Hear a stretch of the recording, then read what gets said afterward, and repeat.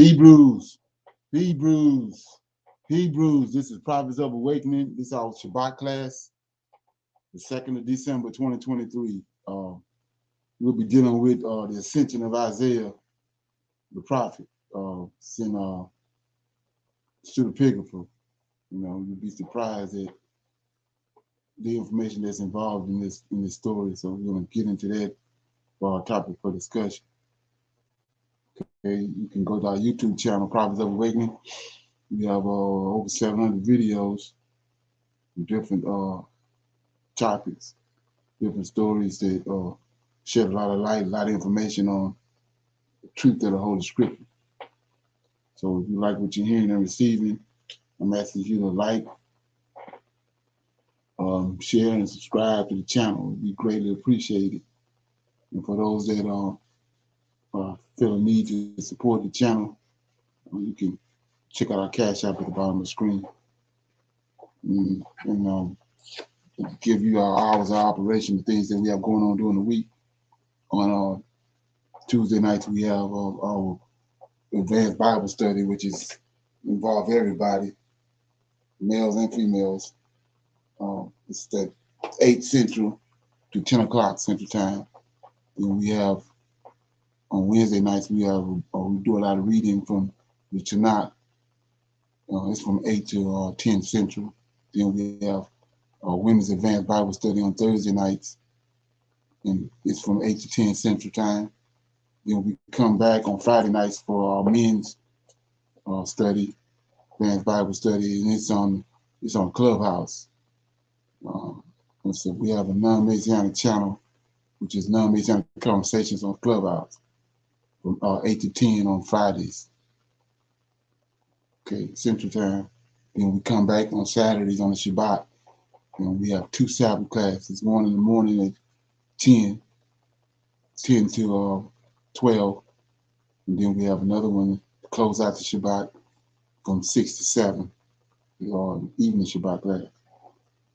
So with that being said, you feel you got different times during the week that you want to engage Prophets of Awakening, or you can engage them on, through the day, so however you feel. So with that being said, this is a non-Messianic channel, and by that I mean that we are dealing with the Tanakh, which is the Old Testament, and the so-called Book of Remembrance, and we deal with the Torah, the first 5 books, which consist of the law that was given to Moses by the Lord of Hosts, and our culture is derived around that.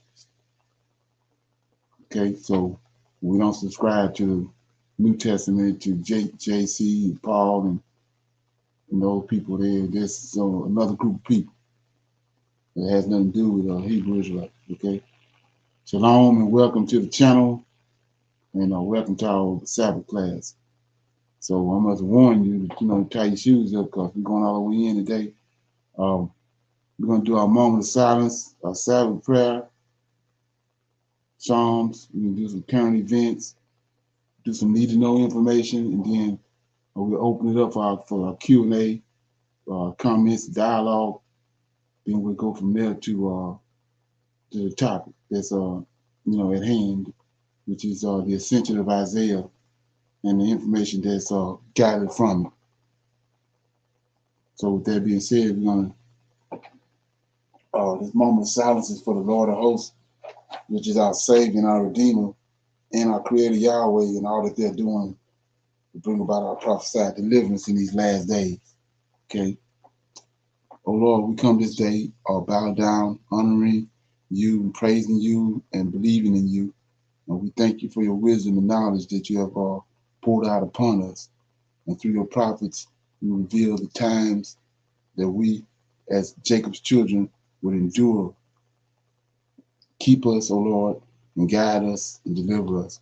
We see you now within the Holy Scriptures, O Lord, and we trust you, O Lord, with all our heart and our soul. Keep not thy silence, but shine forth on our enemies with thy power and thy great glory. Peace be unto thee. Okay, so with that being said, we're going to read a psalm right quick. Okay, I think it's about that time to read Psalm 37. Okay. With that being said,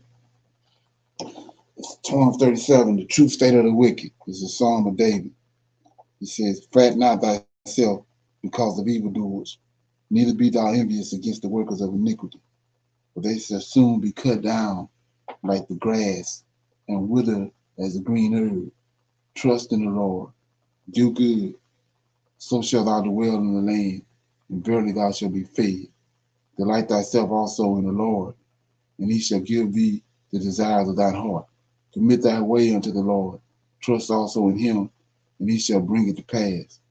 And he shall bring forth thy righteousness as the light, and thy judgment as the noonday. Rest in the Lord. Wait patiently for him.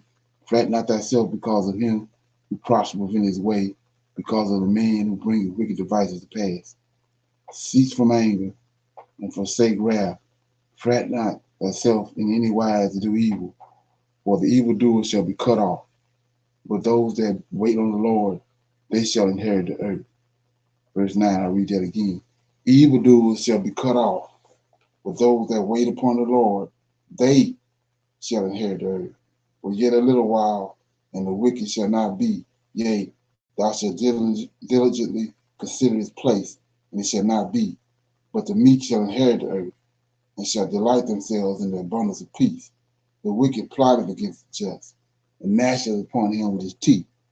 The Lord shall laugh at him, for he seeth that his day is coming. The wicked have drawn out the sword, and have bent their bow to, to cast down the poor and needy, and to slay such as be of upright conversation.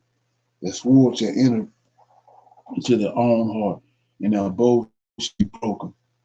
A little that a righteous man have is better than the riches of many wicked. For the arms of the wicked shall be broken, but the Lord upholdeth the righteous. The Lord knoweth the day of the upright, and their inheritance shall be forever. They shall not be ashamed in evil times, and in the days of famine they shall be satisfied. But the wicked shall perish, and the enemies of the Lord shall be as the fat of lambs. They shall consume, into smoke shall they consume away. So I want to shine a light on that while I'm reading it. 20 says, "But the wicked shall perish, and the enemies of the Lord." So who are the enemies of the Lord? When you get a time, go to Psalm 83, verse 6. It's going to tell you enemies of the Lord is, right? And so it goes on to say, shall be as fat of lambs. That's the fat that's on the lamb that the Most High enjoys. When you put the sacrifice on the fire, the fat consume away.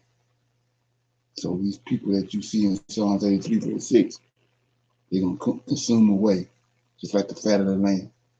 They shall be consumed. In the smoke shall they consume away. So you can't get smoke without fire. 21, "The wicked borroweth and payeth not again, but the righteous showeth mercy and giveth. But such as be blessed of the Lord, of him shall inherit the earth, and they that be cursed of him shall be cut off. The steps of a good man are ordered by the Lord, and he delighted in his way. Though he fall, he shall not be utterly cast down, for the Lord upholdeth him with his hand. I have been young, and now I am old, yet I have not seen the righteous forsaken, nor his seed begging bread. He is ever merciful, and he lendeth, and his seed is blessed. Depart from evil, do good, and dwell forevermore. For the Lord loveth judgment, and forsaketh not the saints. They are preserved forever, but the seed of the wicked shall be cut off. The righteous shall inherit the land, and dwell therein forever. The mouth of the righteous speaketh wisdom, and his tongue talketh of judgment. The law of his God is in his heart. None of his steps shall slide. The wicked watcheth the righteous, and seeketh to slay him. The Lord will not leave him in his hands, nor condemn him when he is judged. Wait on the Lord. Keep his way, and he shall exalt thee to inherit the land when the wicked are cut off. Thou shalt see it. I have seen the wicked in great power, spreading themselves like a green bay tree, just like right now. The wicked is in great power. Yet he passed away, and lo, he was not. And yea, I sought him, but he could not be found. Mark the perfect man, and behold the upright, for the end of that man is peace. But the transgressors shall be destroyed together. The end of the wicked shall be cut off. But the salvation of the righteous is of the Lord. He is their strength in the time of trouble. And the Lord shall help them and deliver them. And he shall deliver them from the wicked and save them because they trust in him. So verse 40, the Lord shall help them, that's the Israelites, and deliver them. He shall deliver them from the wicked and save them because they trust in him. The stipulations. Okay. So with that being said, anybody have any comments on that? Okay. So what we'll do is go to some current events. Right.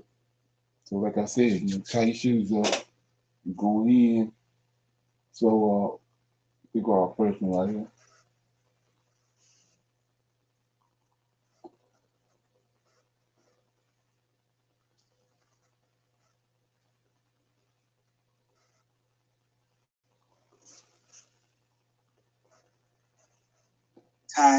Gay Bill. This is eye-opener, and I spoke to a couple of Ghanaians who believe it's not going to happen. And I said, well, time will tell, because as time goes on, you don't know the influence that these... Ladies and gentlemen, hold 1 second here as I am dealing with this technical difficulty. But what I will do is welcome each and every one of you all in as I am making these technical difficulties as good as possible. But peace and blessings to each and every one of you. I am back. Had to relocate, had to do something different because, depending on where you are, you might not get a good Wi-Fi.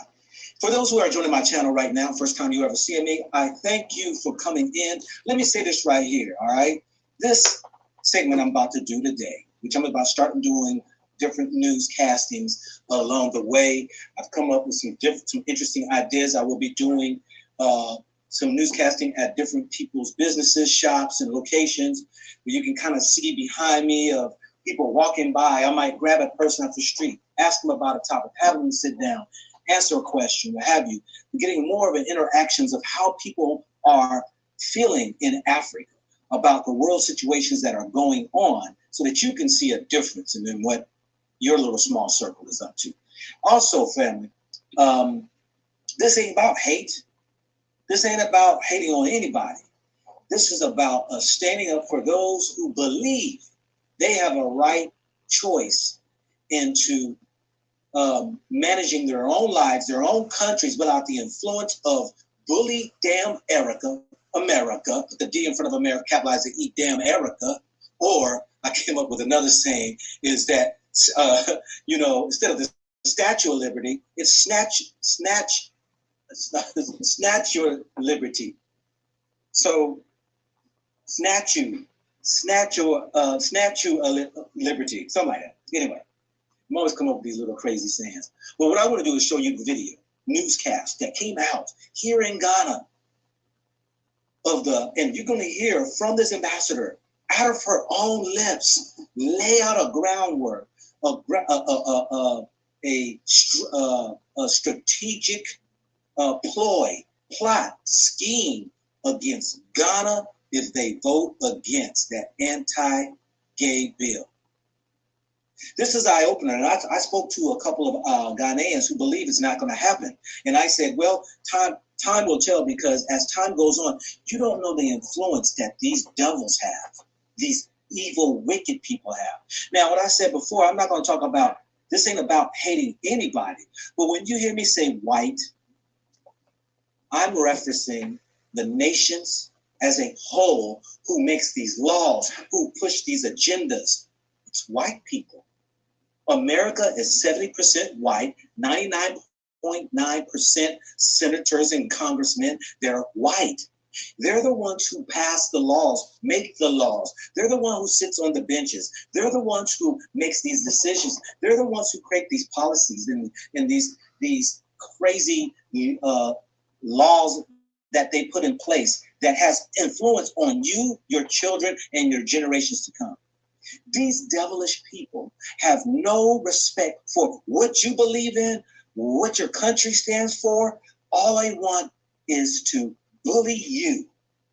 That's right, America, that so many people love. You know, let me say this right here before I get into the video and all that right there. If America was so concerned about spreading human rights, why don't they go to the Arab nations and say that? Because they know the Arab nations aren't standing for it.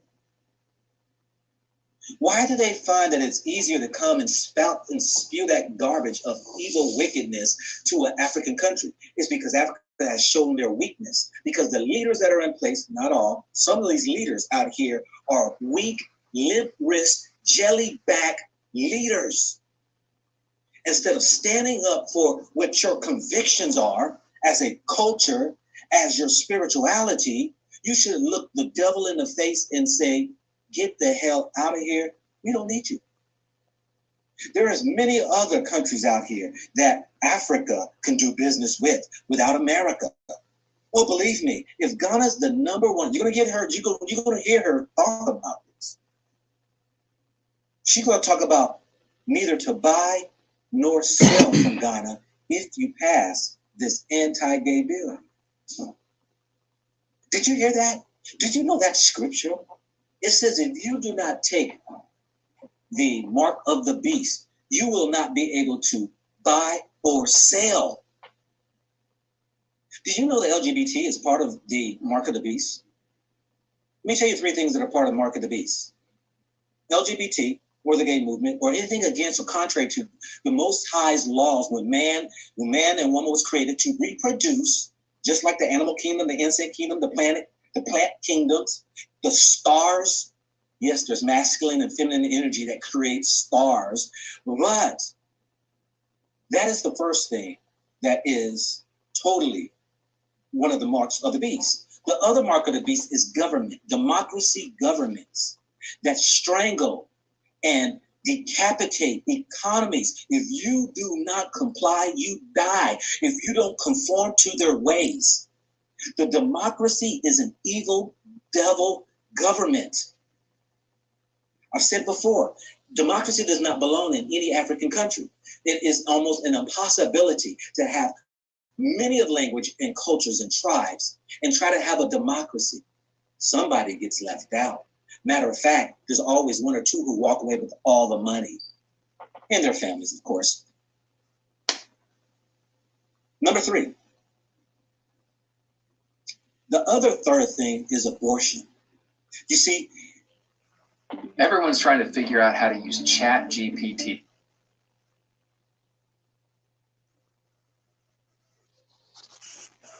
Questions to any person who calls themselves in this believing God, Christianity, ask them those 3 questions. Do you think abortion's okay? Which is contrary to the creator who creates and not destroys and kills.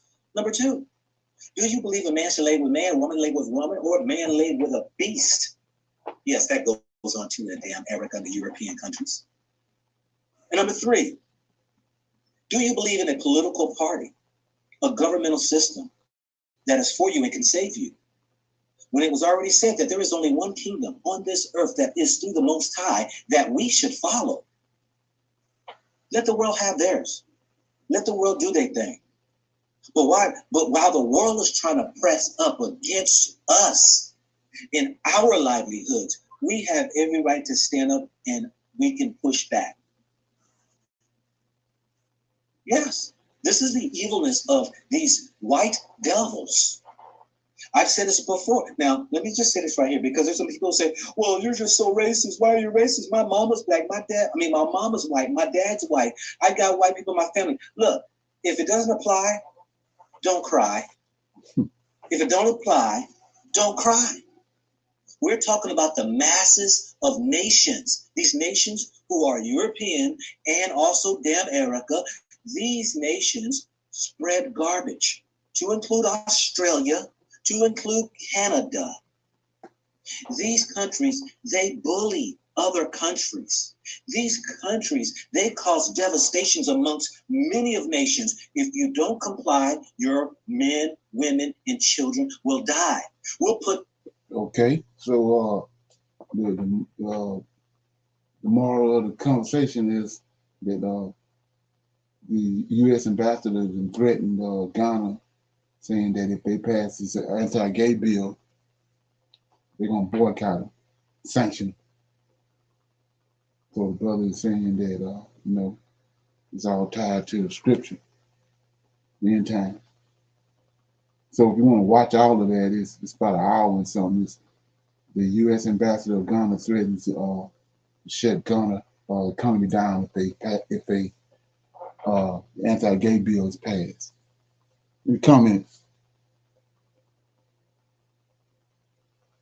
Okay. Okay, another one right here.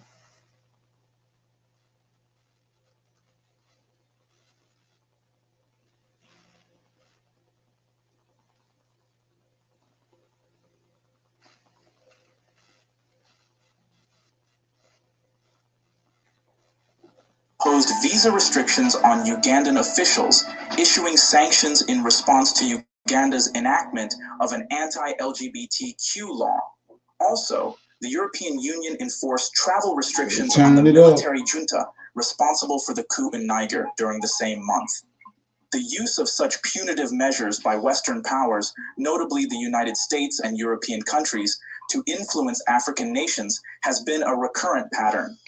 Despite accusations of human rights violations against Western nations in Africa and globally, there has not been an instance where an African country or organization has reciprocated by sanctioning a Western nation. Why haven't African nations employed similar tactics against Western powers? Some argue that African countries are too weak or inconsequential to take such actions.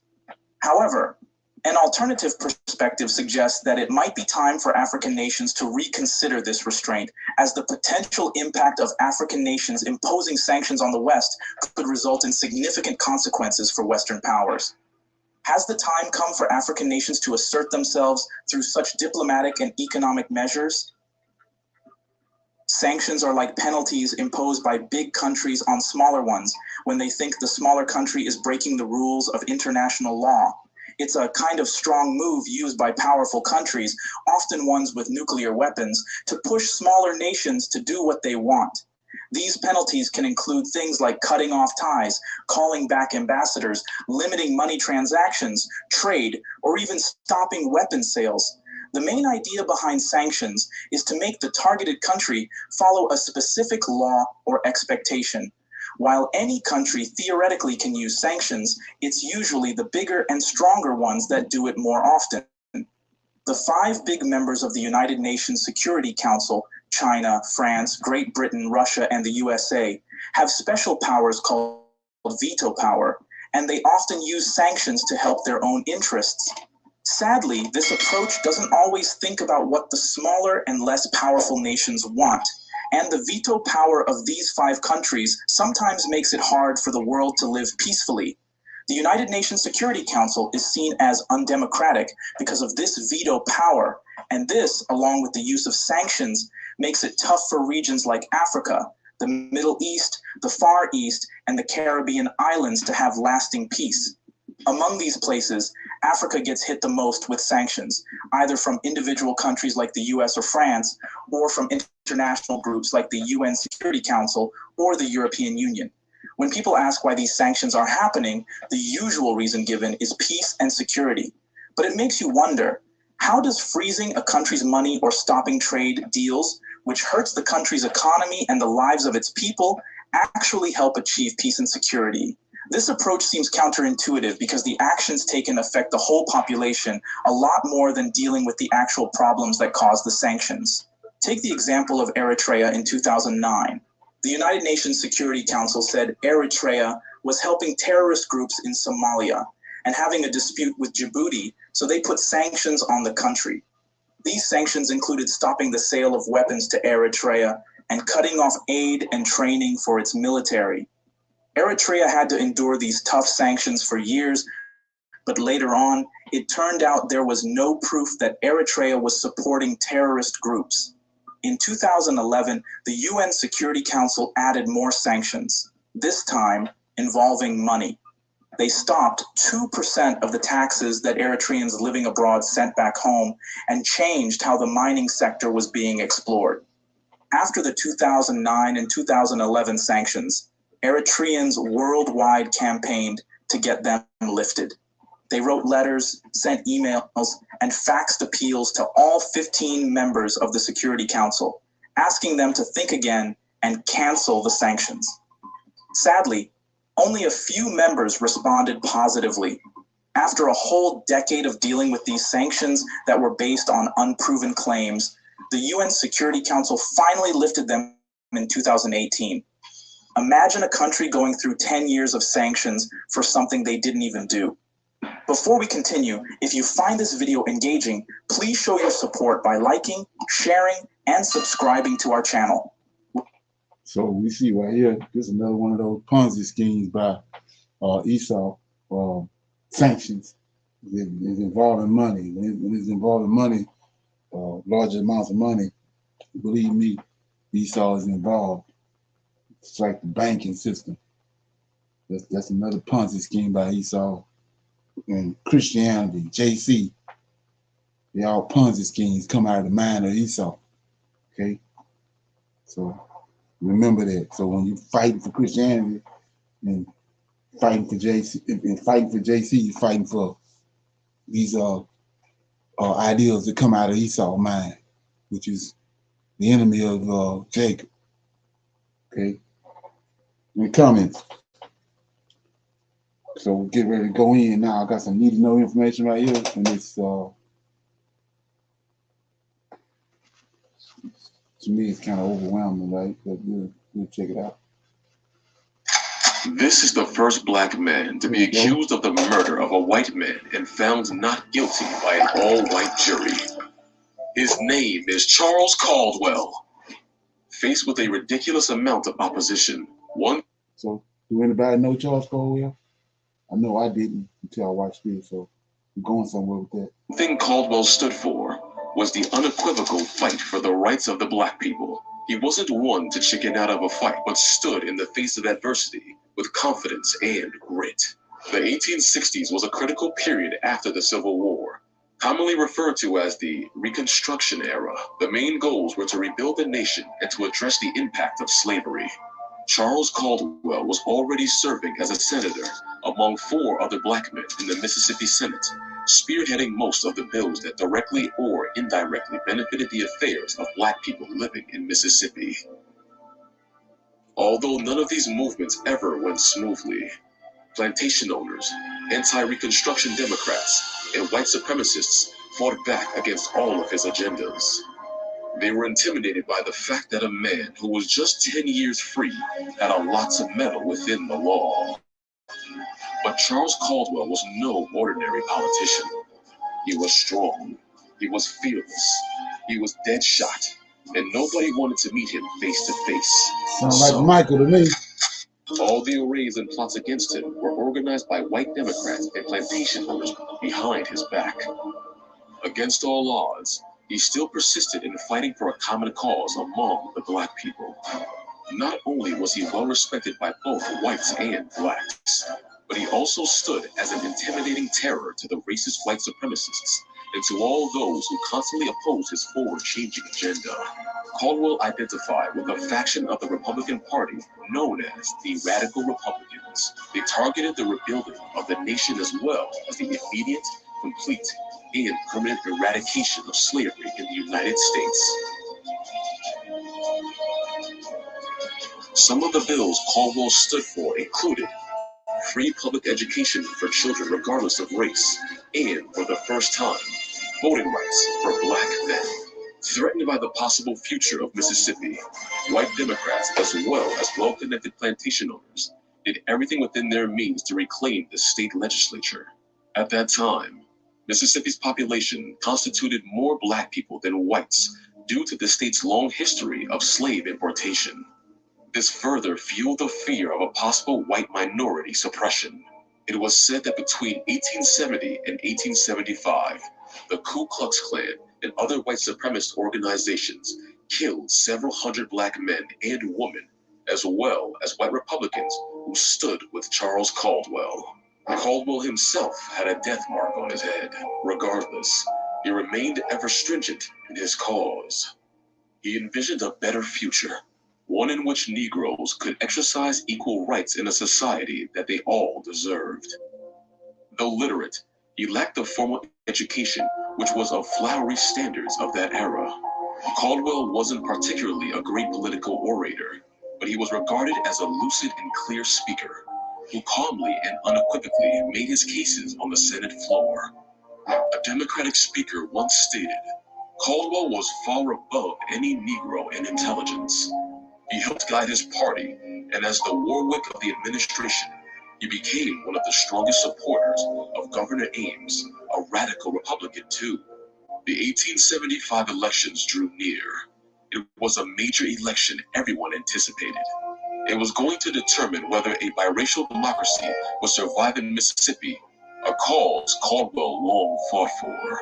On the day of the first political campaign gathering, everything seemed to have been going fine. At least 1,500 of those in attendance were African Americans, including Caldwell. Caldwell had insisted that all attendees avoid alcohol and come without their guns, but not all complied. Several black Republicans, as well as whites, came in with concealed weapons as though they anticipated a scuffle following the procession. In an attempt to calm tensions and establish a neutral ground among Republicans and Democrats, Caldwell invited an opposing member from the Democrats to speak. He duly came and gained a respectful hearing from the mostly black crowd, as Caldwell had hoped. But when it was the turn for the Republican representative to speak, the white liners heckled him, interrupting his speech. The procession, which had earlier seemed to be under control, became heated up as things escalated within seconds. Wrestles broke out between opposing parties, shots were fired, followed by a general pandemonium that left 3 whites and at least 8 blacks dead. This was the beginning of what seemed to be a racial war. The 4 days that followed were filled with bloodshed, during which local whites and highly trained mercenaries systematically sought out and killed an estimated 50 Republicans, most of whom were black. Caldwell and 500 others managed to escape and find safety in the state capitol, but the vigilantes were prepared to wait and carry out another attack, as they had orders to have him killed. A U.S. Senate investigation of the violence in 1875 Mississippi revealed a network of Democrats, many of them former slaveholders and plantation owners, fueled the attacks as they were determined to restore white minority rule by any means possible. The violence became so intense that Mississippi's Republican governor, Adelbert Ames, in a bid to bring back sanity, assembled the state's militia and placed Caldwell in charge of the match. The plan was to keep everyone in order and protect against intimidation and disenfranchise the voters until after the election. However, this provoked unrest among the white population as they feared a possible overpowering of the white minority. Few weeks down the line, the governor succumbed to Democratic pressure and was pushed to pull back the militia in exchange for the Democratic pledges to campaign peacefully. When Caldwell realized he had no more backing from the governor, he sent multiple letters urging for a reconsideration. In a letter to Ames, he wrote, "So far as the democracy in a large portion of this county is concerned, the peace agreement is held in utter contempt and only serves as a cover for the very wrongs upon the freedom of the elective franchise which it was intended to prevent." Ames either ignored such reports or felt he could do no more to help the Republican cause. He simply stated it had to be done. Deprived of any military support, Caldwell still managed to provide a forceful example for other Republicans in Clinton, both black and white. As the elections drew nearer, the disenfranchisement of voters continued. Many threatened, killed, or scared into hiding. Caldwell himself received several messages warning him against showing up at the polls if he wished to keep his life. The November elections took place, which was unexpectedly marked with fraud and voter intimidation. Although it looked like an already lost cause, Caldwell came up boldly, casting his votes to the surprise of many of those who placed bets on him. Although he lost his Senate seat that day, he proved that no amount of Democratic intimidation was enough to scare him into cowering away. The attacks on Charles Caldwell did not end after the Democrats won the election. They stated that, even if things went their way this time, they could not afford to let an opposition like Caldwell roam free while knowing what he was capable of doing. The period that followed the election was characterized by plots to assassinate Charles Caldwell. Senator Buck Cabell, who was one of Caldwell's trusted compatriots, fell into a conspiracy with the white Democrats and was given the assignment to lure Caldwell into a death trap.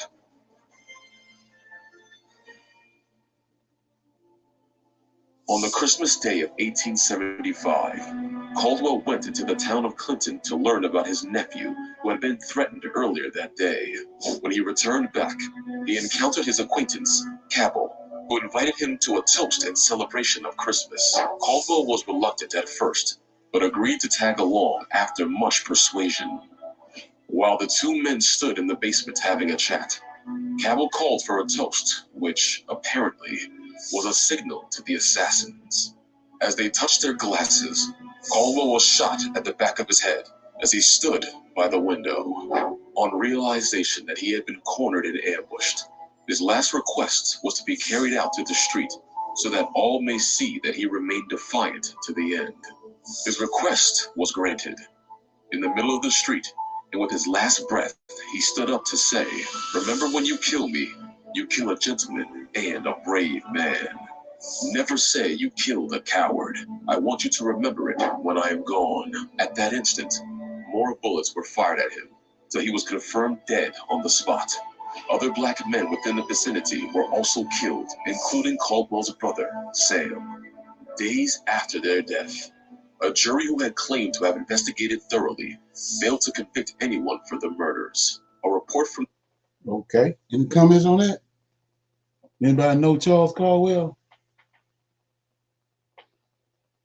No, I did not, but the information that he said, you know, at the beginning concerning Mississippi and the amount of slaves that they had there, right? And then Right. as long as they were oppressed, it was good. But as soon as they were freed and said, hey, you know, now they can vote and so forth, that's when all hell broke loose, right? So as long as we can control you and keep us, you know, oppressed, then we're good. But Right. we don't want you to have, you know, any control of anything else. So as long as the slaves were in number records in Mississippi to, you know, be, you know, in the cotton fields or so forth, right? It was all good for them. You know, but as soon as they were able to vote and have a say so, that's when the problem came about. And when I think he was the first African American lieutenant governor. Don't quote me. I want to say Davis. Maybe his last name, right? You know, for a limited time, blacks were able to, you know, engage and change some things. But then that came to the end because then they created other, you know, laws in place, as you know, as far as creating, you know, the poll taxes and the literacy testing and things like that, and intimidated them more with violence. So that's still going on today in Mississippi. If you do the research on that, it's still going on today. Right. So now it answers. There's a lot. It's a lot going on with this. It's a reason we don't know Charles Caldwell, but notice what he said. It was way more blacks from all the slaves they bought there. It was way more blacks than whites.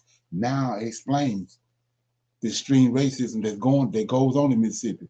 Never could really understand why it was like that. So now, so you go back to the 40 acres and a mule. It was Jackson. He was out of Mississippi. They turned that back. But the trick to the whole thing is, like I was saying, it sounded like Michael when they was describing Caldwell. It sounded like Michael to me, or David. But anyway, notice everything that was happening in that situation is happening now with Trump. How they had to be locked into this Capitol building to keep them from the mob try to kill them. Same thing just happened with January 6th. And then notice how they came to the voting thing. When you go back and look at how Malcolm X was killed, the exact same way. They started a skirmish, like it was a skirmish was going on. They started like an argument amongst the people to distract everybody, and then they killed Malcolm X. They tried the same thing with Caldwell, but he got out of that. But then they turned right around, got a black dude to trick him into town and killed him. But notice it said mercenaries, skilled mercenaries was among them. No, there was skilled soldiers. You have special forces. They sent there dressed like civilians. Make sure they kill him. So all this ain't nothing new under the sun. And so here go the biggest point to the Christian and to the Christ lovers, JC lovers. So you want to say that these people, they didn't tell you about a Negro like Caldwell. How in the hell they gonna give you your real God? You don't know this dude right here. He's such a threat to them. They took him out of history. So they damn sure ain't gonna give you your God. You got to be out your mind to believe that they gave you the right God. How many other black men like this say they lied about their history and took them completely out of history? The same way we've been dealing with the last couple of days with the slave Bible. Ezekiel and Moses and Jeremiah dead and gone, but they made the point to take their books and the words that the Most High gave them. They had to take them out of the book because they knew it was going to incite the Hebrews that they want to keep on calling Africans. They dead and gone, but they didn't want the people that were tied to these prophets to hear nothing that they had to say. So how in the hell they gave you the right God? Especially when you find out who he is. The Lord of hosts. So if they ain't gonna give you, they don't want you to know Caldwell, they damn sure don't want you to know the Lord of hosts. Come on. So, any comments with that? Anybody got anything before I move on? Get that firmate. So, I'm gonna open it up now for the Q&A. Anybody got any questions or comments about anything you heard during the week? What we talked about last night on Clubhouse or something doing your research? Any questions or comments? Shalom, Brother Leonard. I want to mention a little bit about the slave Bible, right? And just kind of bounce off of that a little bit. Because, once I always go back and listen to the topics and I, rethink things, right? So when the slave Bible came about, we still was not reading and pretty much writing, right? And having a great understanding, right? But they still went to the extreme to make sure we never received or knew who our God, who our God was, right? So like you said, they didn't want us to know about Moses or Michael or anything like that, even though we could not read and write, even though they was overseeing us, when it was allowed in the church, right? They dictated what we read and how we understood things, right? So again, Right. that ties in to what you were talking about within Mississippi, right? Right. They want to have control over Right. everything. Even though laws were put in place, they feel as though we don't have to obey these laws. We're still going to do what we're going to do. There's still going to be, voter fraud or whatever to make sure that you guys are never in control. Okay. So when you read Psalms 37 this morning, we have to trust on the Lord. Fret not.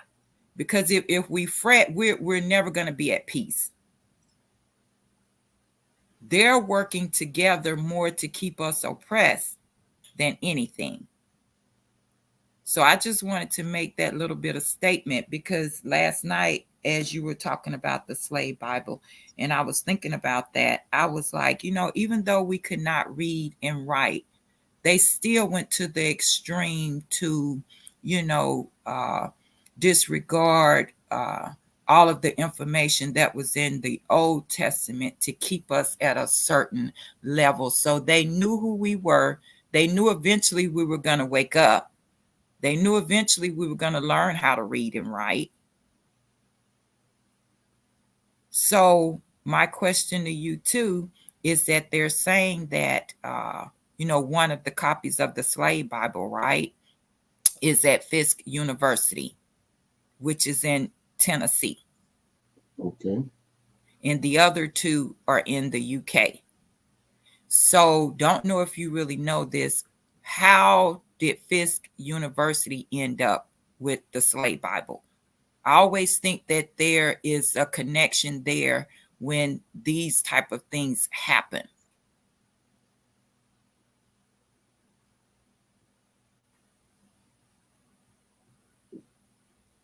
Okay. So they when you go back and look at reparations, when they're trying to get the reparations, well, who are they suing?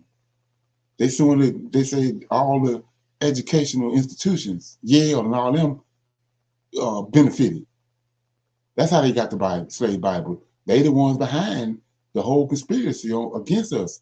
But like I was saying, when you go back to the scriptures in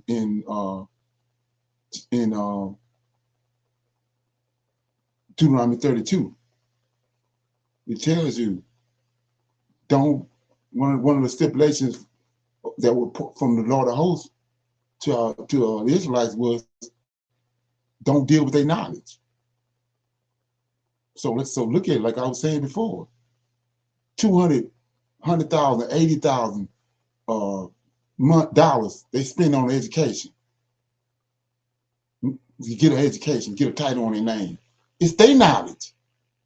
So when they said that Charles Caldwell was an educated man, according to their knowledge. Hell. So when you look at that, Jeremiah ain't got their knowledge. Moses don't have their knowledge. Right. So like I said, when Adam married Eve is his wife, there wasn't no damn courthouse.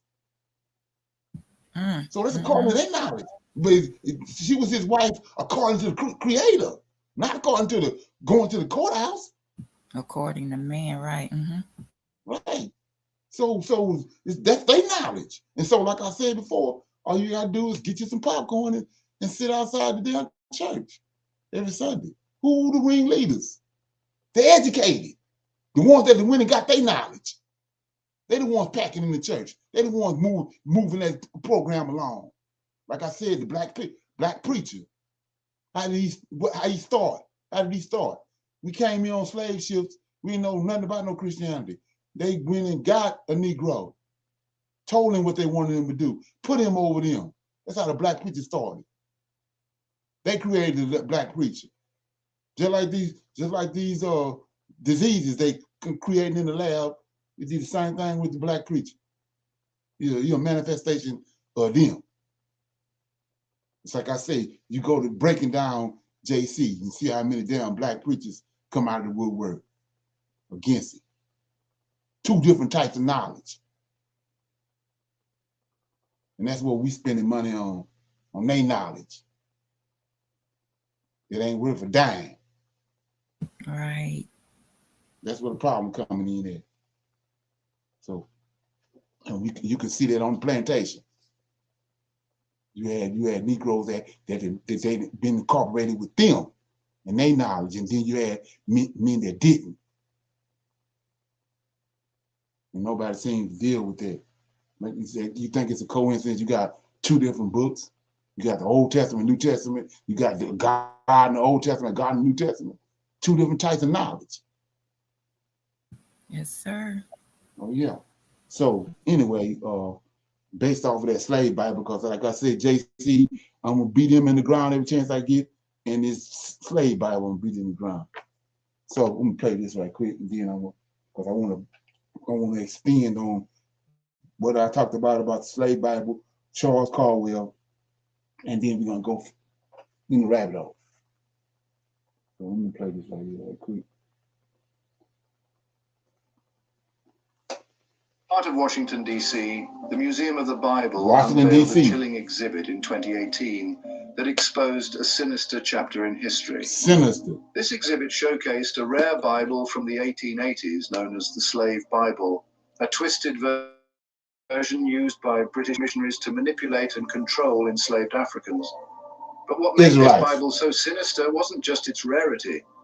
It was the intentional removal of passages that could inspire rebellion or thoughts of liberation. Welcome to a journey through the pages of the Slave Bible, a tool of propaganda in the hands. So, like I said before, come with the right knowledge, thinking like a damn Hebrew.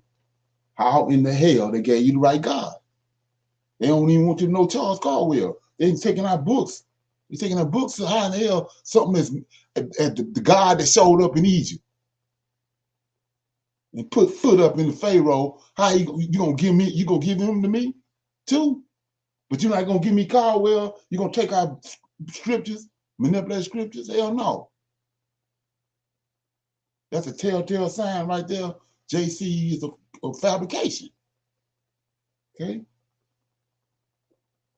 Of those who claim to speak for God. Before we dive into the depths of this disturbing narrative, consider this. Prior to enslavement, Africans held a rich tapestry of spiritual traditions, including animism, ancestor worship, and polytheism. Keep on saying Their diverse African. beliefs were abruptly confronted with a new religious landscape dominated by Christianity upon their arrival in the New World. Missionaries and slave owners sought to convert enslaved individuals, wielding promises of salvation as both a carrot and a stick. The idea was simple. Compliance brought hope. Rebellion led to damnation. In the early 19th century, the Slave Bible emerged as a carefully edited version of the Holy Scriptures with significant omissions. Published in 1807, just 3 years after the Haitian Revolution, it was a response to the fear instilled by the successful slave revolt in Haiti. The notion of enslaved people rising against their oppressors haunted the minds of American and European slaveholders. At the heart of the Slave Bible was the misinterpreted Curse of Ham from the Book of Genesis. This distortion became a foundational text for justifying the enslavement of Africans, associating them with a curse that was never meant for them in the first place.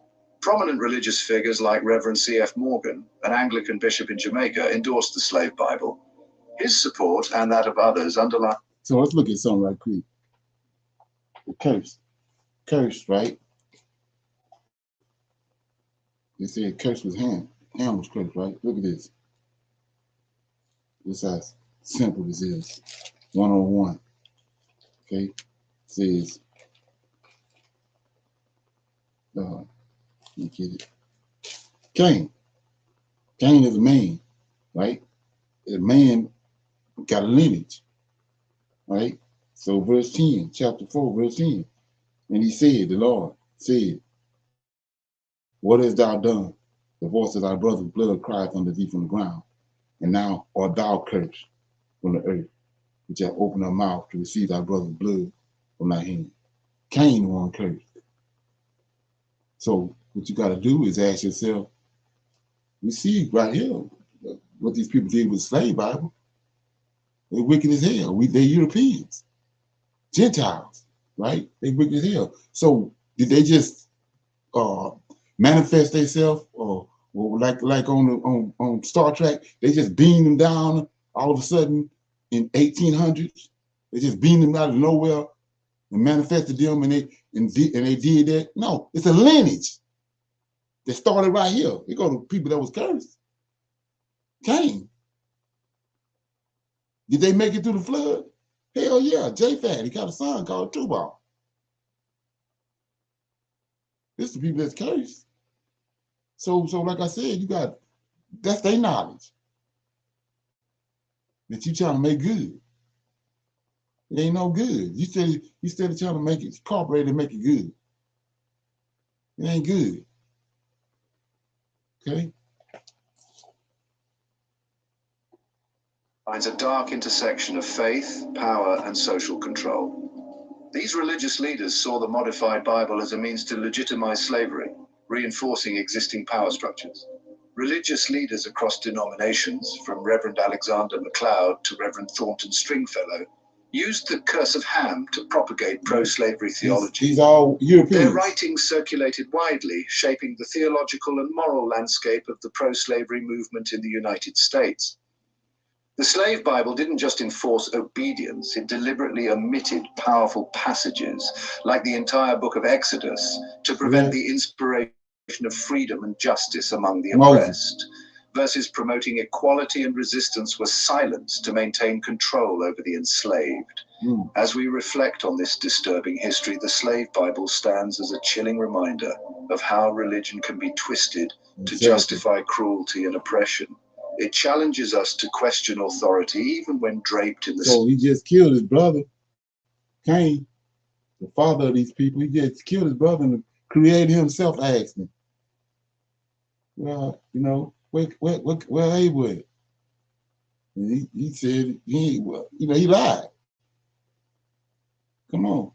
The creator, the God, Lord of hosts and the creator, in their presence, he lied. As if they don't know what he done. He lied. So they ain't got no problem moving some verses around and taking some chapters out. That ain't shit. He lied with the Lord of hosts standing right there, talking to him. That's the father of these people.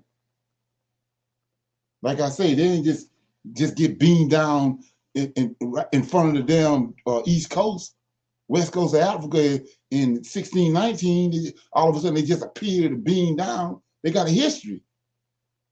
It's right there in the book.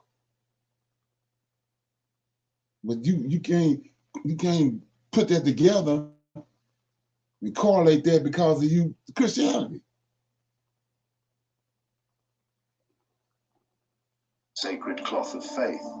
We hope you found this journey through the sinister tale of the Slave Bible enlightening. This story unveils the grim reality of how faith can be manipulated to perpetuate unspeakable horrors. We believe in the importance of understanding our history as it shapes our present and future. If you enjoyed this video, please give it a thumbs up.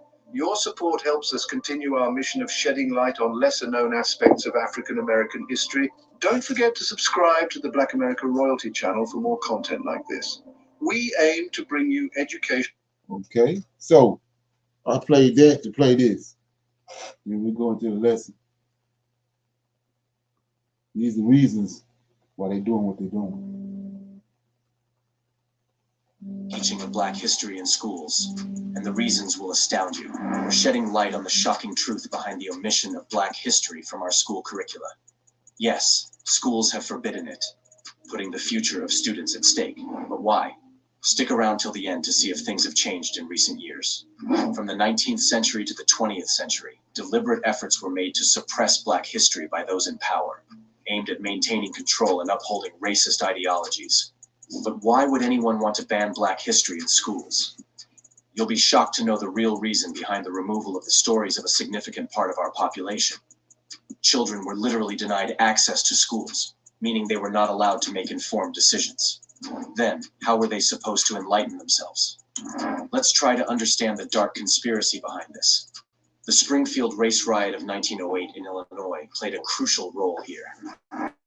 Tensions between Black and white residents escalated, leading to a deadly riot and leaving 6 black people lynched and hundreds driven out. This riot contributed to the formation of the National Association for the Advancement of Colored People, NAACP, in 1909, aiming to fight against racial violence and discrimination. The Slocum Massacre of 1910 in Texas was a brutal event targeted at blacks, resulting in the deaths of numerous African Americans.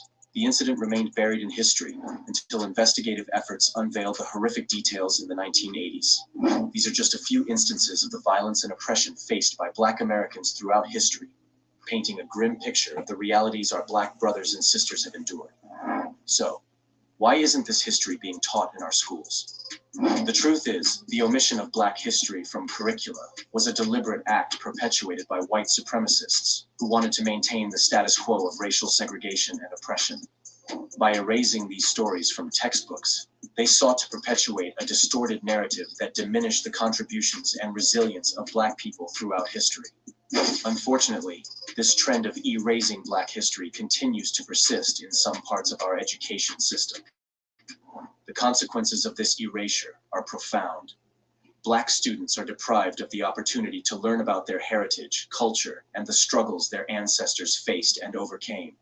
Conversely, white students are robbed of a comprehensive understanding of American history and the role Black Americans played in shaping our nation.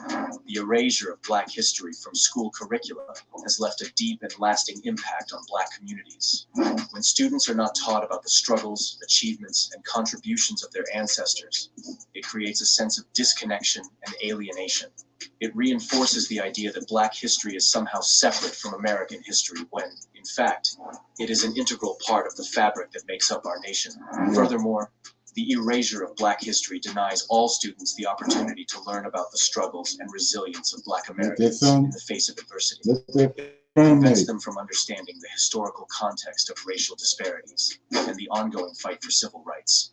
To make progress, we must confront the uncomfortable truths of our history and ensure that Black history is woven into the fabric of our education system. It is essential to provide students with a comprehensive and accurate portrayal of American history that includes the struggles, achievements, and contributions of Black Americans.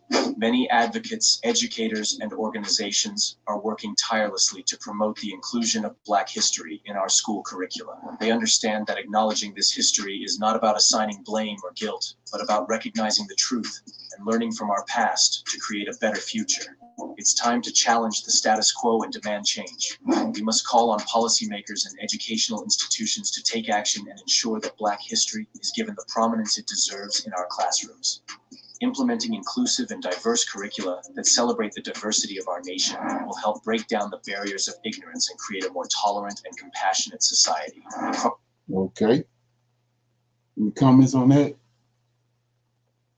We have to think about what DeSantis said, right, in Florida, right, when he rejected, the teaching of it, right? Right. He says it lacks educational value.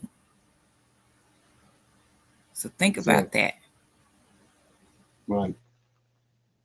And notice that you think this is something that just arrived all of a sudden with DeSantis and Trump, but we see they got a track record of it.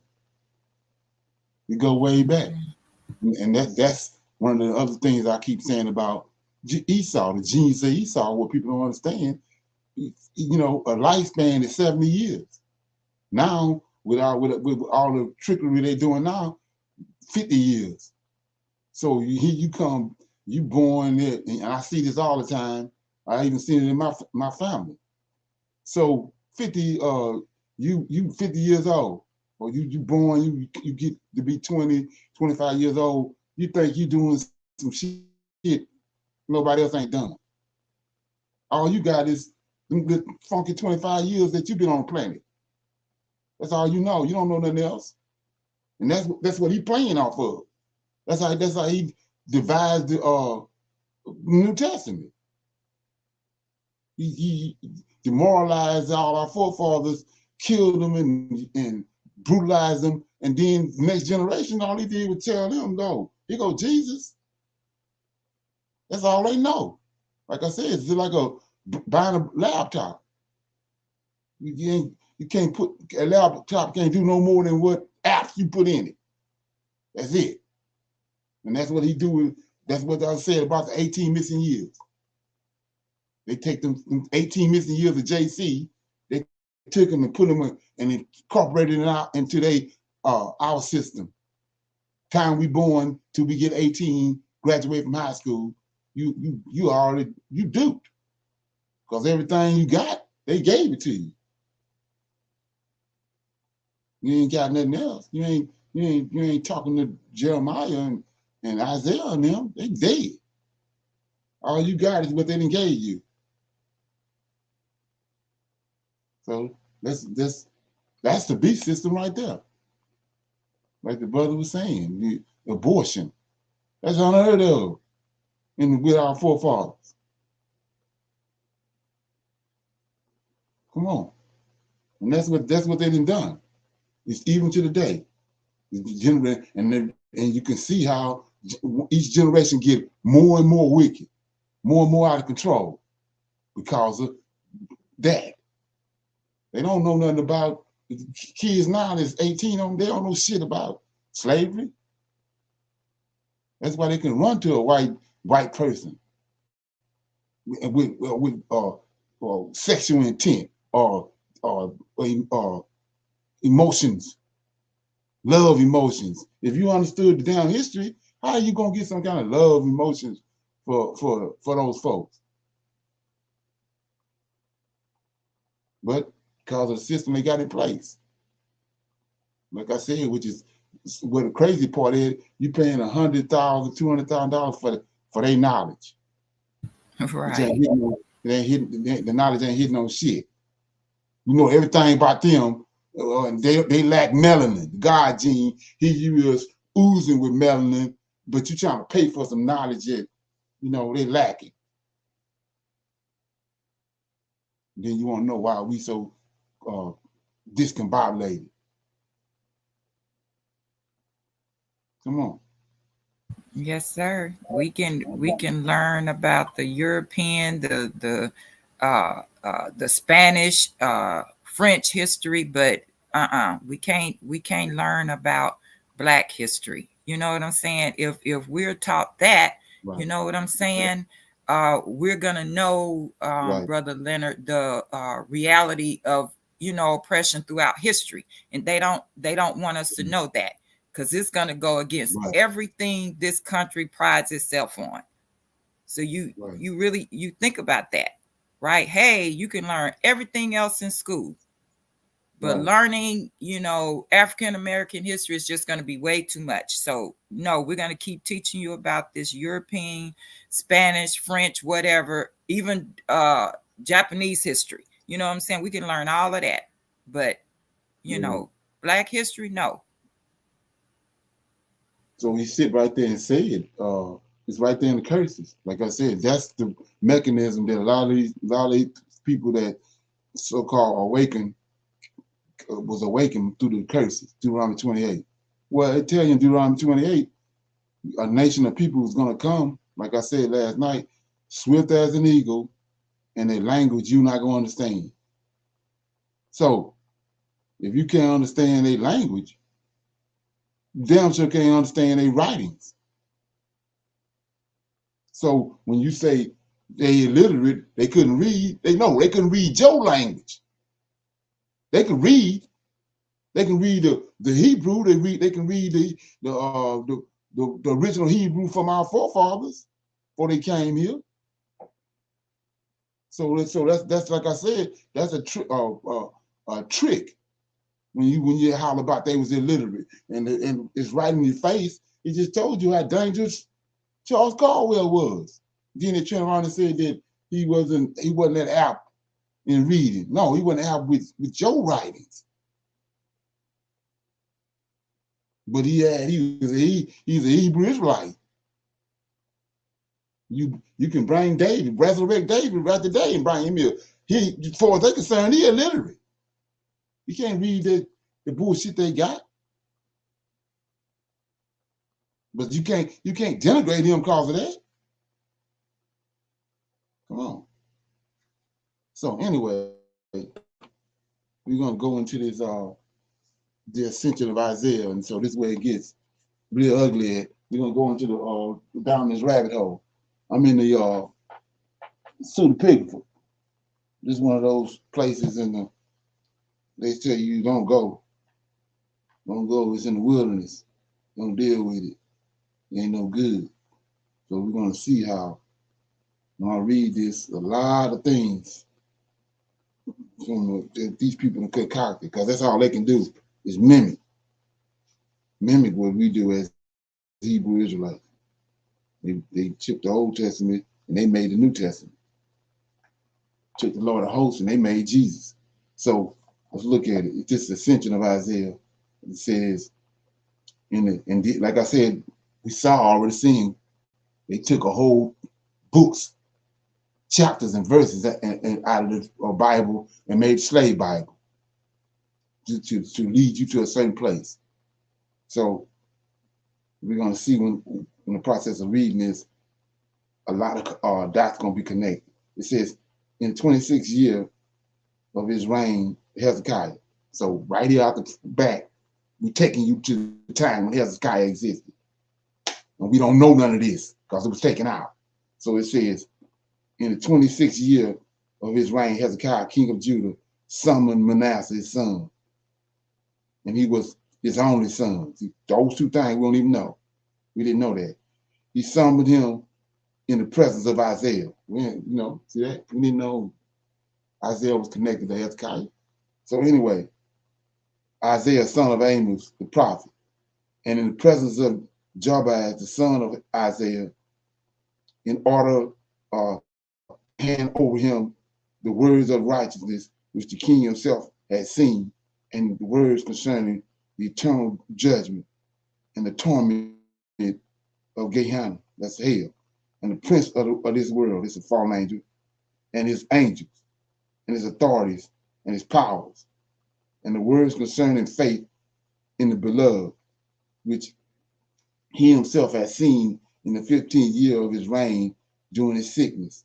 This when Hezekiah was sick, and he prayed, and got 15 years added to his life. And he handed him the written words which Samna, the secretary, had written out, and also those which Isaiah, the son of Amos, had given him and to the prophets, right? Also, that they might write out and store up. See that? Store up, right? With him, what he himself has seen in the house of his king. So if he wrote this, and it was given him by the Lord, we need it. They took it out, right? So it says, had seen in the house of his king concerning the judgments of the angels, and concerning the destruction of the world, and concerning the robes of the saints, and they're going out, and they're concerning their transformation. See that? Just wait before Jesus came. You already knew they were going to be rest. They're going to be transformed. Go to the Mount of Transfiguration. Come on, in the New Testament. So it says, concerning their transformation and the persecution and the ascension of the beloved, the ascension of Isaiah. In the 20th year of the reign of Hezekiah. Read that again. In the 20th year of the reign of Hezekiah, Isaiah had seen the words of the prophet, and he handed them to Joash his son. And while Hezekiah was giving his commandments with Joash the son of Isaiah standing by, Isaiah said to Hezekiah the king, and not only in the presence of Manasseh did he say it to him. Check it out. As the Lord lives, whose name has not been transmitted to this world, and as the beloved my Lord lives, and as the spirit which speaks in me lives, these commands and these words will have no effect on Manasseh, right? Not standing there, right? This has God's son, on Manasseh, your son, and through the deeds of his hands, tormented in his body, I will depart. So he's telling them, Manasseh gonna kill you. That's how you're gonna lead this world. Hezekiah and Isaiah are big buddies. And he telling them, your son Manasseh gonna kill me. The Most High showed me that. This ain't nowhere in the Bible, in the Old Testament. So he says, in the presence of Manasseh, did he say to him, as the Lord lives, whose name has been transmitted, or has not been transmitted in this world, and as beloved of my Lord lives, and as the Spirit which speaks in me lives, all these commands and these words will have no effect on Manasseh, your son. And through the deeds of his hands, tormented in the body, I will depart. Right? And Samuel, Micah. So this right here, Samuel, this Satan will serve Manasseh. See that? So let's look at this. So they got this Antichrist coming, right?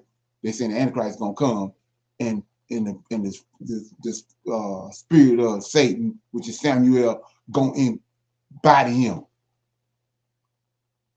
That's the story. Where they getting all that from? Right here. Look at this. He says, as the Lord lives, I mean, gonna go down. It says, and Samuel, Satan will serve Manasseh. So he's gonna enter into him, and he will do everything he wishes. Go back to Cain. Samuel entered into Cain. So it says, and he will be a follower of Belial rather than of me. And he will cause many in Jerusalem and in Judah to desert the true faith. And Belial, Satan, will dwell in Manasseh. And by his hands, I will be sawed in half. Go to Paul. Paul was hung upside down. Let me say John the Baptist, I think. Yeah, John the Baptist was hung upside down and sawed in half. That's where they're getting it from.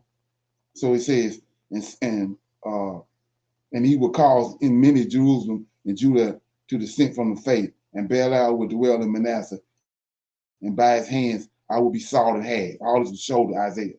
And when Hezekiah heard these words, right, he wept very bitterly, because, like I said, Hezekiah and Isaiah, big buddies. It says, and by his, going down, it says, and he wept very bitterly and tore his robe and threw earth upon his head and fell on his face. And Isaiah said unto him, Samuel, Satan, Samuel's plan against Manasseh is in his heart, that he will kill Manasseh his son. No, it says it's complete, and there will be no benefit for you from this day. And Hezekiah thought in his heart that he would kill Manasseh his son. But Isaiah said to Hezekiah, the beloved has made your plans ineffective, and the thoughts of your heart will not come about. For with this calling I have been called, and the inheritance of the beloved will I inherit. Then he goes to chapter 2. And it came about that after Hezekiah had died, Manasseh had became king. Then you go to king, Satan came into him. All this already happened. They just took this, transposed it to the New Testament, right? So it says, and it came to pass after that, after Hezekiah died, Manasseh had became king. Manasseh did not remember the commands of Hezekiah his father, but forgot them. And Samuel, Satan, dwelled in Manasseh and clung closely to him. Right? This ain't, like I said before, this ain't nothing new. He came and dwelled Cain and clung closely to Cain. Come on. Japhet did the same thing. Okay? So it says, and Manasseh abandoned the service of the Lord of his father, and he served Satan and his angels and his powers, and he turned his father's house, which he had been in the presence of Hezekiah, away from the words of wisdom. See that? Two types of knowledge. He turned them away from the words of wisdom and the service of the Lord, and Manasseh turned them away so that they served Belial. For the angel of iniquity who rules the world is Belial, whose name is, I can't say that name, and he rejoiced over Jerusalem because of Manasseh. And he strengthened him in causing apostasy and in the iniquity which was disseminated in Jerusalem, and sorcery and magic and augury and divination, fornication, and adultery, and the persecution of the righteous increased through Manasseh and through Belaka and through, check it out, through Tobiah, the Canaanite. Anybody know who that is? Tobiah. That's the guy that was one of the guys that sent the letter to back to Darius when the Israelites came back from Babylon. Let's look at it. We're gonna get it right. So I'm in let me see where I need to go. Yeah, I'm in Ezra. Ezra right quick. So it says okay,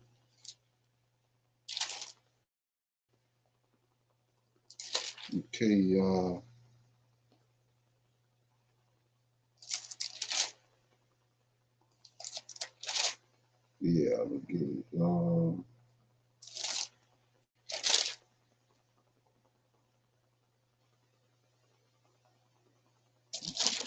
In a minute.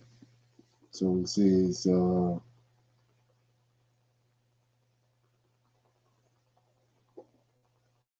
okay.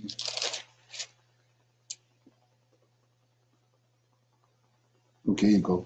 Chapter 4. Now, when the adversaries of Judah and Benjamin heard the children of captivity building the temple unto the Lord, then they came to Zerubbabel and the chiefs of the fathers and said unto them, let us build with you, when we seek your God as you do, and we do sacrifice unto him since the days of Ekron, the king of Assyria. All this the same time frame, right? So it says, verse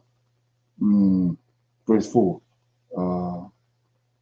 Verse 4. Then the people of the land weakened the hands of the people of Judah and troubled them in building and hired counselors against to frustrate their purpose in the days of Cyrus, Persia, even unto Darius, king.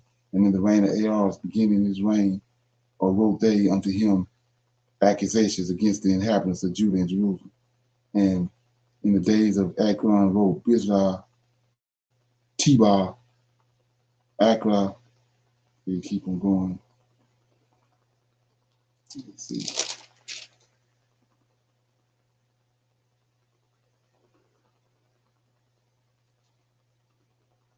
Okay.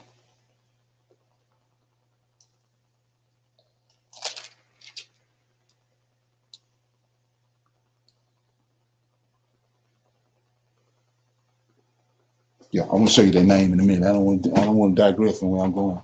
I'll show you that name in a minute. Anyway, so go back to where I was at. So it says Tobiah Canaanite, and through John, check it out, through John of Antioch.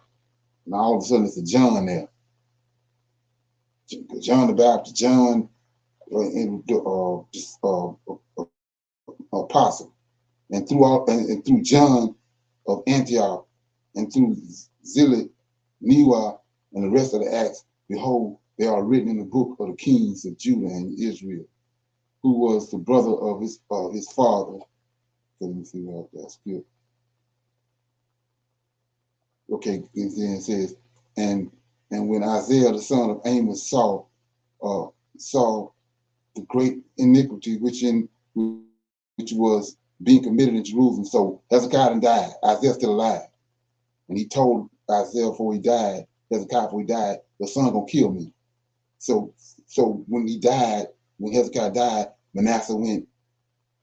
Prophecy started unfolding. Prophecy overtook him, and he started doing all the things that Isaiah had prophesied. So I'm picking it up, and it says, and when Isaiah, the son of Amos, saw what he had prophesied, saw the great iniquity which was being committed in Jerusalem, the service of Satan, and his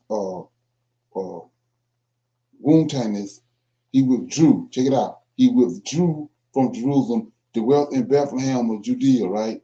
And there also there was, and there in Bethlehem, Judah, were great iniquity.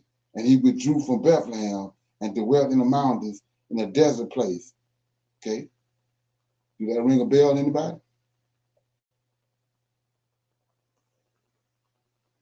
Let me read again. And when Isaiah the son of Amos saw the great iniquity which was being committed in Jerusalem, and the service of Satan and his wotamus, he withdrew from Jerusalem, dwelt in Bethlehem of Judah, and there also there was great iniquity, and he withdrew from Bethlehem and dwelt on the mountains in a desert place. Okay? Qumran.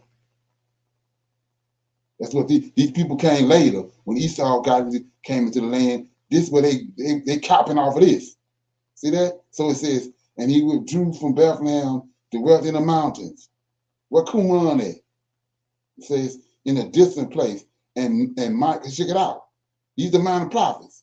And Micah the prophet, and the aged Ananias, and Joel, Habakkuk, and Joel his son. They in the mountains. See that? So these people in Qumran Cave copping off of this. Okay? So it says, and and many of the faithful, see that? Many of the faithful who believed in the ascension into heaven withdrew and dwelt in the mountains. And all of them were clothed in sackcloth, and all of them. So this is where the apocryphal understanding came from. And they didn't subjugated that, and they done brought out this bullshit they got out, apocryphal stuff they doing, but they copying off of them. So it says, and many of the faithful who believed in the ascension into heaven withdrew and dwelt in the mountains, and all the men were clothed in sackcloth, and all of them were prophets, and they had nothing with them. Right? Check it out. And they had nothing with them, but were destitute.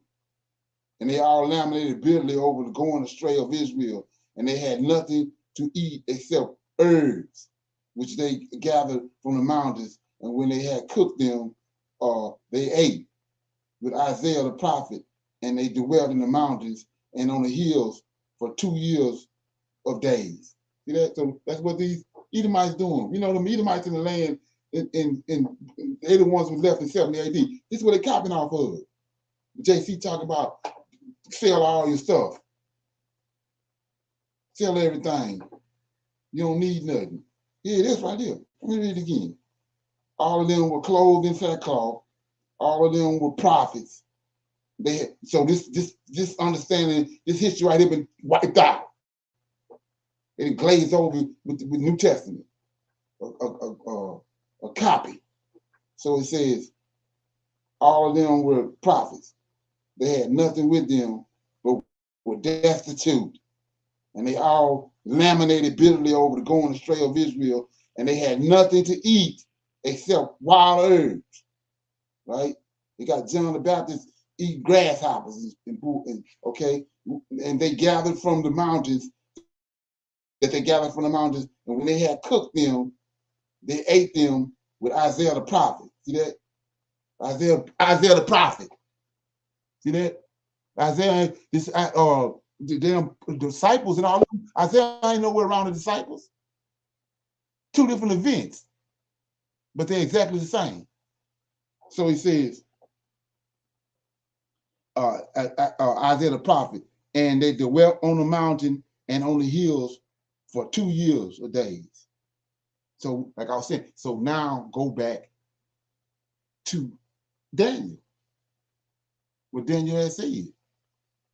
Now it's all making sense. But they taking Daniel and tying Daniel to the bullshit they did in the New Testament. But this is what Daniel talk about tied to this. So it says, and they dwelt in the mountains and the hills for 2 years, right? So let's look at that right quick. I want to try, I can't just pass that up. So what he just said, so he said 2 years, this the manner of how our forefathers and prophets taught. So let me give you an example of what I'm talking about. He says for 2 years a days, right? Now let's go to Daniel.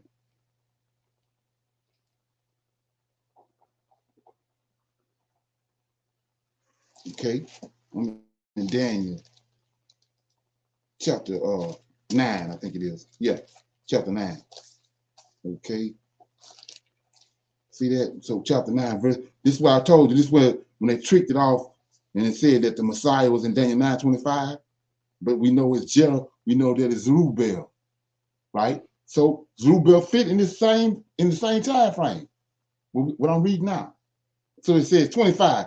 Know therefore understand that from the going forth of the commandment to restore and build Jerusalem unto the Messiah, the prince shall be 7 weeks, 62 weeks. The street shall be built again, and the wall in troublesome times. Then after this, and after 62 weeks shall the Messiah, Zerubbabel, be cut off.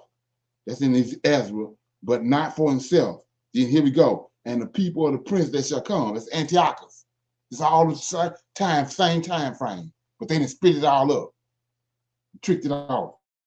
But it says, and the people of the prince that shall come shall destroy the city, check it out, and the sanctuary, and the end thereof shall be with a flood, and unto the end there shall be wars and desolations. And he shall confirm the covenant with many for 1 week. And in the midst of the week he shall cause the sacrifices and the oblations to cease, for the overspreading of the abomination that shall make it desolate, even until the consummation of the determined shall be poured out upon the desert. Okay, now let me go find this with these. Yeah, here you go. It's in chapter 11. It says, many shall be purified. Let me start at this chapter 12. Daniel was standing before the Lord of hosts and these other 2 angels by the river. And I'm going to pick it up in verse 7. It says, I heard a man clothed in linen, which was upon the waters of the river. And when he held up his right hand and his left hand unto heaven, and swore by them that live forever, that it shall be for a time and a half a time. And when he had accomplished to scatter the power of the holy people, all these things shall be accomplished. So Israelites got scattered way back there. So all this, what we reading with Daniel, already happened. 8, and I heard, but I understood not. Then said I, O my Lord, what shall be the end of these things? And he said, go thy way, Daniel, for the words are closed up and sealed to the time of the end. Like I said, he prophesying that he's going to bring Israel, the nation of Israel, to an end. That's Antiochus coming. He's going to bring the nation of Israel to an end. 10, many shall be purified, made white, and tried, but the wicked shall do wickedly. None of the wicked shall understand, but the wise shall understand. All that's during the time of Antiochus in First Maccabees. And now here we go. And from the time that the daily sacrifice shall be taken away, Antiochus done that. The daily sacrifice and the abomination make it desolate set up, there shall be, here you go, there shall be 1,290 days. The same thing Isaiah just said. They tricked all that off. See that? Blessed is he that waiteth and cometh to 1,330 days. But go thy way till the end be, for thou shalt rest and stand in thy light in the end of the days. So they tell them, they didn't took this right here, these days right here, and took them and fast forward them to JC, to the New Testament. But he telling you, based on what we see going on with Isaiah and these minor prophets, they in the mountains. Isaiah already told them Israel finna come to an end. Nation of Israel finna come in. They in the mountains. They didn't took this out of the picture, and now they fast forwarded and tied it to JC in the New Testament. Okay, that's fun, mate. So anyway, so let me pick back over where I was at. Says, let me see where I'm at. Okay, yeah.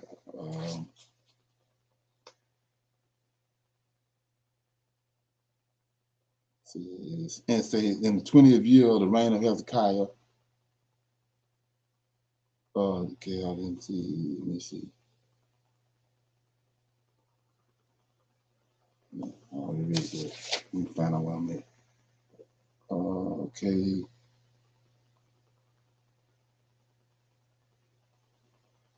Yeah, I read that. So I'm over here. It says,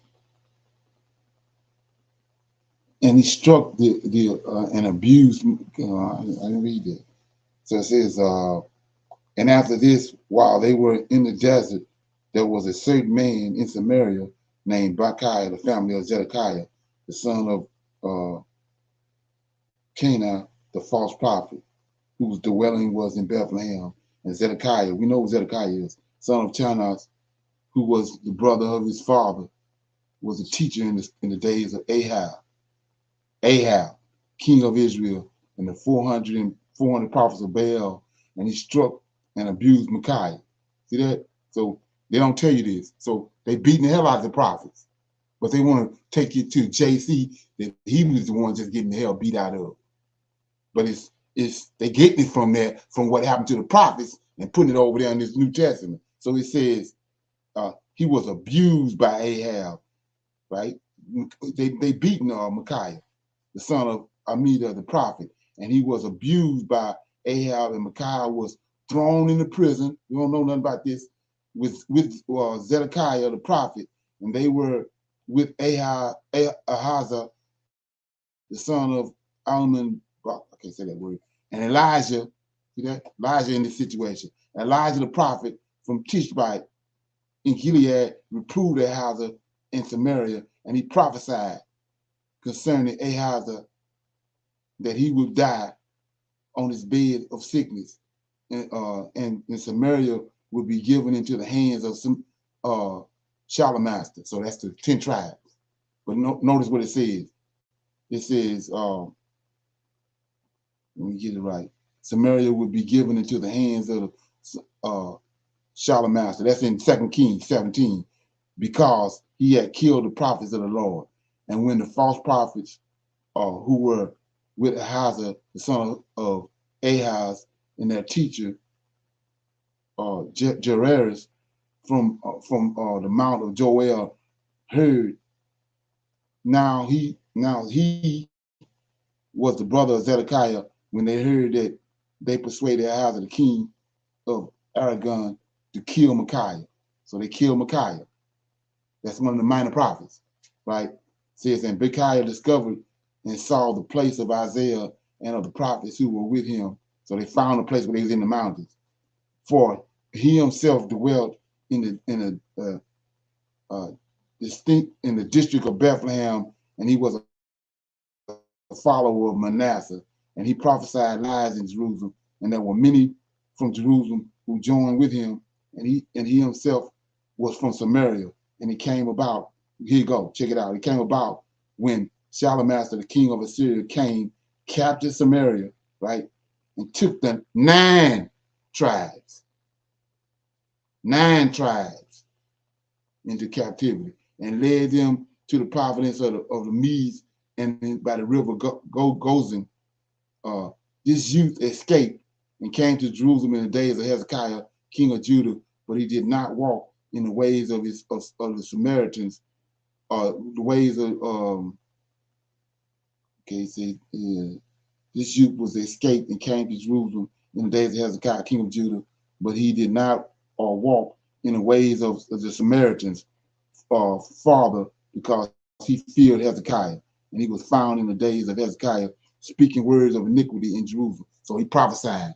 He went totally against all these other wicked ass folks, and he started doing what the prophets did, prophesying or telling them what thus said the Lord said. It says, and his servants of Hezekiah accused him, and he escaped from the district of Bethlehem, and persuaded Bechiah, accused Isaiah and the prophets who were with him, saying, Isaiah and the prophets who are with him prophesy against Jerusalem and against.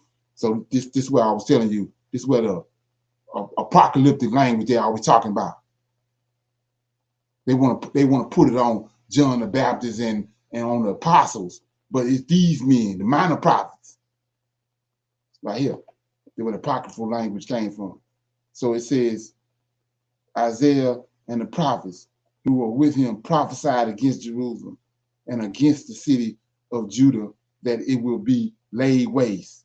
This the time of the end that we was dealing with in Daniel chapter 12.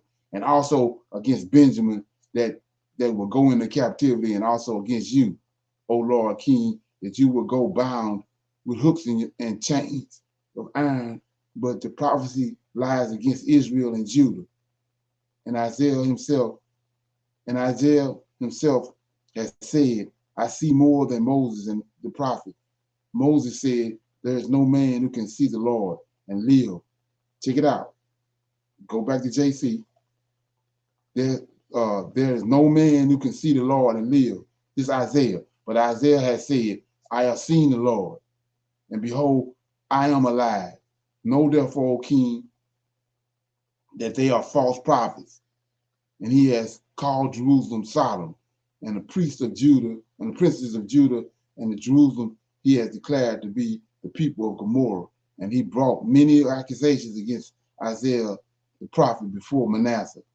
But Belial dwelt in the heart of Manasseh, and in the heart of the princes of Judah and Benjamin, and in the eunuchs, and the king's counselors. And the words of Belial pleased him very much, and he sent and seized Isaiah.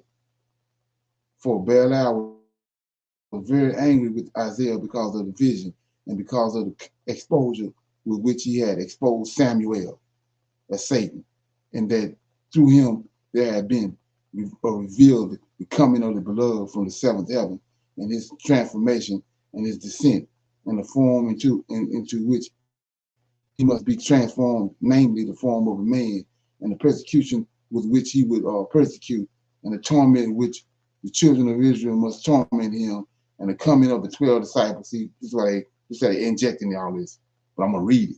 So anyway, and the teachings, and before the Sabbath, he must be crucified on a tree, and be crucified with the wicked men, and that he would be buried in a grave, and the 12 who had came with him would be offended of him, and the guards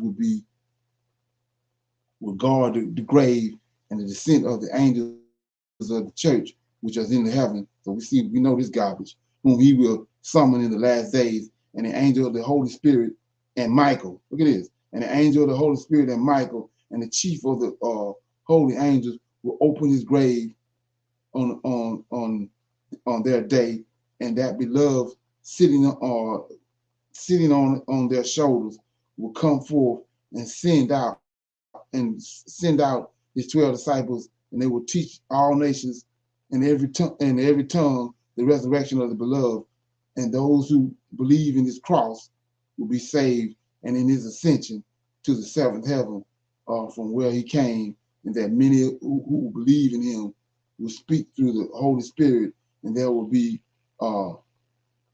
many signs and miracles in the day. So see how they done that? They put a bunch of truth in there, then they came at the end. Like I said, they always tell you in seminary and dealing with Christianity, always close. Every time you do something, close with JC. So they set you up, they gave you all that truth about Isaiah that is not in the Old Testament, and then all of a sudden they close it out with JC. Any comments? So I just stopped right there, but it's more. I'll probably read some more tonight, or with something else I gotta deal with. So yeah, so that's in Nehemiah chapter 2. Let me get that right quick. Appreciate that.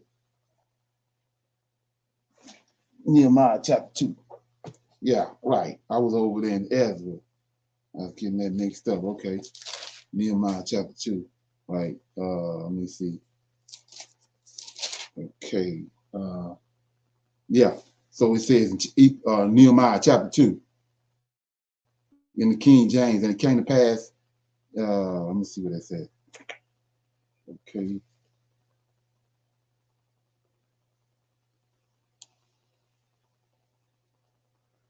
Yeah. So it says chapter verse 7, Nehemiah 2 and 7. Moreover, I said unto the king, if it please the king Let the letters be given me to the governors beyond the river, that they may convey me over till I come to Jerusalem. And a letter unto Asaph, keeper of the king's forest, that he may give me timber to make beams for gates of the palace which appertain to the house, and for the wall of the city, and for the house I shall enter into. And the king granted me according to the good hand of my God upon me. Then came I to the governors beyond the river, and gave them the king's letter. Now the king had sent captains of the army and horsemen with me. And when Sanballat, the Horite, and Tobiah, there he is right here, Tobiah, the servant, the Ammonite, heard it. So right here, just go right along with Psalms 83. The enemies of Israel. Ammon is one of them. This guy right here, Tobiah, is that I was trying to find earlier, is an Ammonite.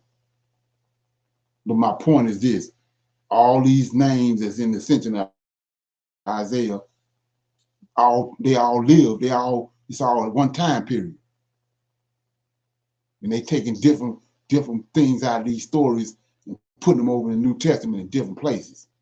But the plot, they got it from the Ascension of Isaiah. The things they took out of the book of Isaiah, they don't want you to know about. They used them over there to and superimpose them to the New Testament.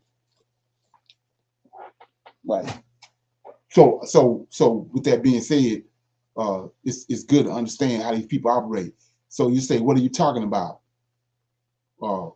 And I found this out recently. So I said superimpose. Well, they don't want us to know, like I was saying, we don't know who Charles Caldwell was. They don't want you to know that. They took different books out.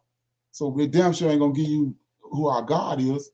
Well, they ain't gonna give you, they don't want you to know where the land at either. We connected to the land. So you say, what are you talking about? Well, when you do the research, you'll find out that they got the description of the land where we was at, the location of Jerusalem. They just took their land, found another place that had the same geographical features on it, which is in Jerusalem, where they got it at now. That's what Constantine and his people did, and they superimposed it over there. Took the same names where Jerusalem was at, which is down in the south, and superimposed it up there and made the same place by superimposing those translating these names and these locations to this other place that they found just like Jerusalem, actual Jerusalem. And they're doing the same thing right here. They took the story was surrounded with Manasseh and all that, and they superimposed it in the New Testament. Put JC in the story. Like I said, we see that Isaiah got sawed in half by Manasseh, but they tell you in the New Testament, John the Baptist got beheaded, and Paul got sawed in half. They're getting it from over here in the Old Testament. They cut it off. All the minor prophets was dealing with Isaiah up in the mountains, prophesying about the end of Israel as a nation. That's why I was telling you that when you look at them, all those so-called minor prophets, they talk about Esau, because Esau broke his brother's yoke at that same time. And they the ones that's dwelling in Israel in 70 AD. That's what that's all about. So, anybody got any comments? I hope I didn't throw nobody off or confuse nobody. Any comments?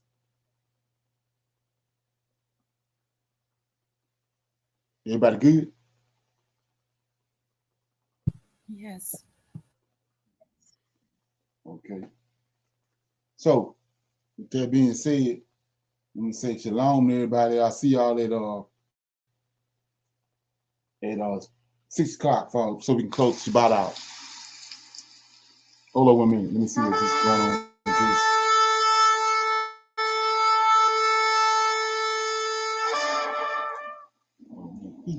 Come on, Eat shit and die, bro. I ain't got time for that, man.